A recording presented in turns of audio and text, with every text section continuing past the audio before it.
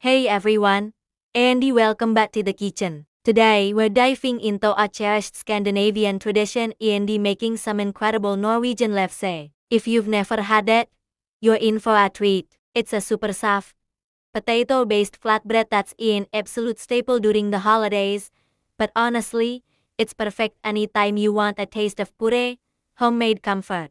It's surprisingly simple to make, so let's gather our ingredients and get started. First up, you'll need 2 cups of cooked potatoes, sliced or mashed until they're perfectly smooth. This is the secret to that classic, tender texture. We'll also need 2 tablespoons of butter, 2 tablespoons of heavy cream, 1 tablespoon of sugar, just a little pinch of salt.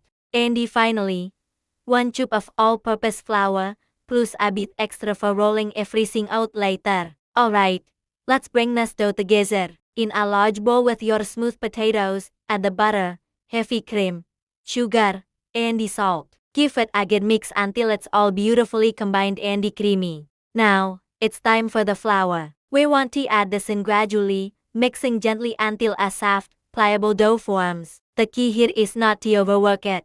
A light touch keeps the lefse wonderfully tender. Once your dough is ready, divide it into small, manageable balls, about the size of a golf ball. Now for the fun part. Generously flour your work surface and your rolling pin. Take one of the dough balls and start rolling it out as thinly as you possibly can. We're talking paper thin. Don't stress about making perfect circles. The rustic, imperfect shapes are all part of its authentic charm. Let's get cooking. Preheat your griddle or a large, dry skillet over medium-high heat. No more oil or butter needed. Carefully lift one of your delicate lefse rounds and lay it onto the hot surface. Watch it closely, it only needs about 1 to 2 minutes on each side. You're looking for lovely golden brown spots to appear. Once you see them, give it a careful flip and cook the other side. Remember, we want them to stay soft and pliable, not turn crispy. And just like that, your Norwegian Lefse is ready to serve. The classic way to enjoy it is to spread it with a little butter.